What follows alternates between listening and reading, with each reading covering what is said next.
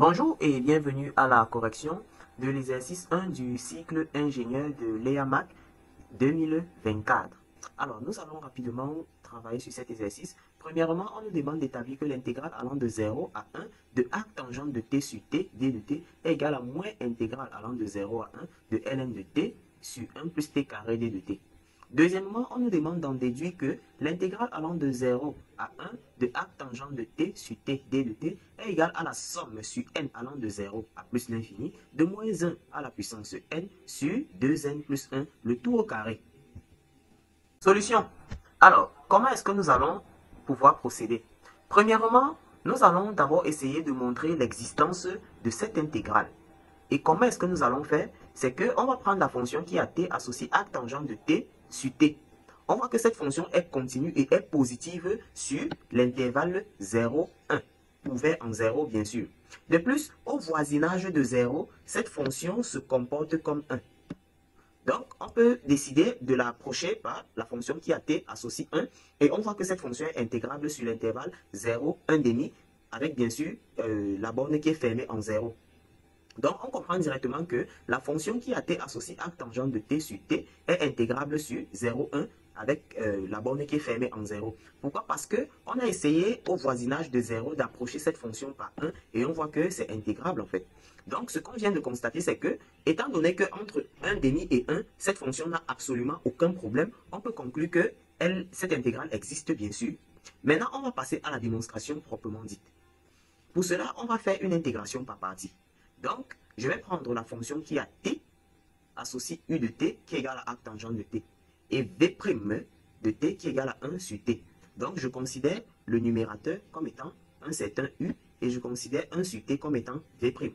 Cela me permet de dire que u' de t sera donc 1 sur 1 plus t carré et v de t sera ln de t. Donc, je vais faire une intégration par partie. Je vais commencer par v fois u.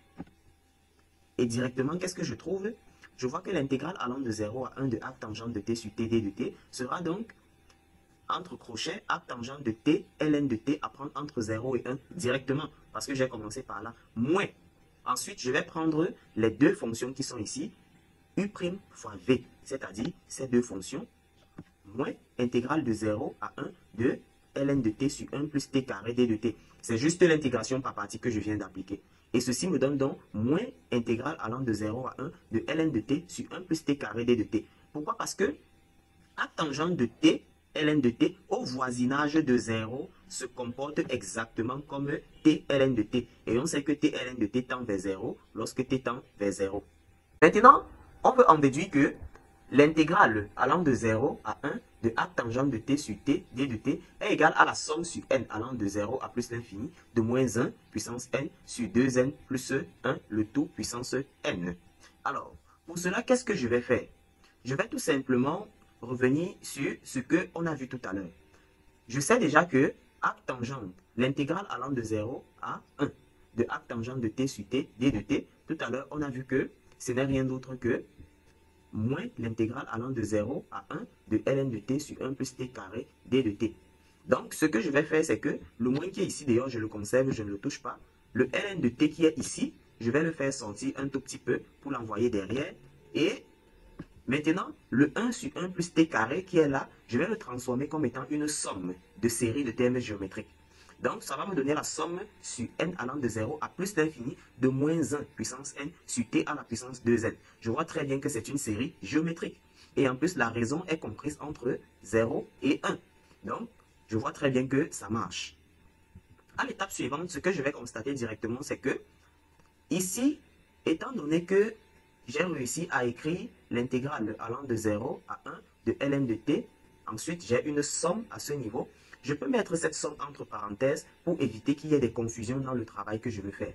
Donc, une fois que j'ai mis cette somme entre parenthèses, je peux maintenant envoyer la somme hors de l'intégrale et travailler sur l'intégrale qui est à l'intérieur. Maintenant, est-ce que cela se fait toujours? Faire sortir la somme de l'intégrale? On va voir dans quelles conditions ça se fait et pourquoi est-ce que nous l'avons fait. Donc, nous disons que la dernière égalité découle des deux points suivants. C'est-à-dire, je vais souligner, la dernière égalité, la voici. Il s'agit de cette somme que nous avons extraite de l'intégrale.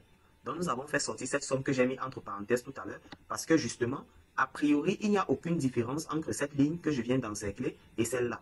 Si ce n'est la parenthèse que j'ai ajoutée, c'était pour montrer que je vais faire sortir cette somme de l'intégrale. Et là, maintenant, je vais justifier pourquoi je l'ai fait sortir. Je constate que pour chaque entier naturel n, la fonction qui a f de n, la fonction f de n autant pour moi qui a t associé moins 1 puissance n, t à la puissance 2n, est continue sur 0, 1, à valeur dans l'espace euclidien R. Ça, c'est la première chose. La deuxième chose, c'est que la série de fonctions f de n, donc la somme de f de n, converge uniformément sur le compact 0, 1. En effet, la série converge simplement sur 0, 1, vers la fonction 1 sur 1 plus t carré. Bien sûr, c'est cette convergence que nous avons exploitée tout à l'heure pour passer d'ici à là. Donc, on a transformé en réalité 1 sur 1 plus t carré comme étant cette somme, cette série qui converge. Donc, on comprend maintenant que la suite de fonctions Rn, parce qu'il y a un reste, lorsqu'on exploite cette série, il y a un reste, d'accord? Donc, on comprend que le reste d'ordre n de la série numérique somme des Fn converge uniformément sur le compact 0, 1. Une fois que ces conditions sont remplies, c'est pour ça que nous avons fait sortir la somme de l'intégrale.